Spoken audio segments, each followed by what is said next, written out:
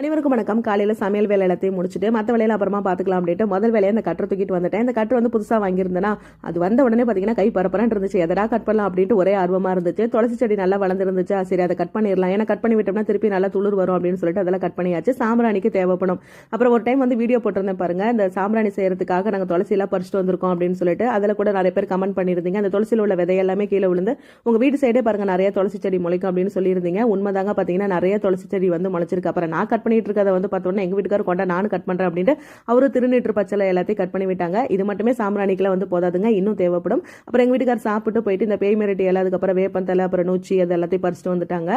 பேய் மிரட்டி இலைக்கு இன்னொரு பேர் இருக்குங்க, பெருந்தும்மை அப்படின்னு வந்து சொல்லுவாங்க. இதெல்லாம் வந்து மூலிகை சாம்பிராணி செய்யறதுக்கு வந்து தேவைப்படும். அப்புறம் அது எல்லாத்தையும் பறிச்சுட்டு வந்தாச்சுங்க. இன்னைக்கு என்ன சாப்பிடணும் வந்து பாத்தீங்கன்னா, காலையில டிஃபனுக்கு இட்லி, அப்புறம் உருளைக்கிழங்கு பட்டாணி போட்டு குருமா வந்து செஞ்சாச்சு. பாப்பா வந்து தயிர் சாதம் வேணும்னு சொல்லி கேட்டிருந்தாங்களா, அப்புறம் அவருக்கு தயிர் சாதம் அப்புறம் உருளைக்கிழங்கு வறுவல் வந்து செஞ்சு கொடுத்தாங்க. இன்னைக்கு தான் எங்க வீட்டில் சாப்பாடு. ஃப்ரெண்ட்ஸ், இந்த வீடியோ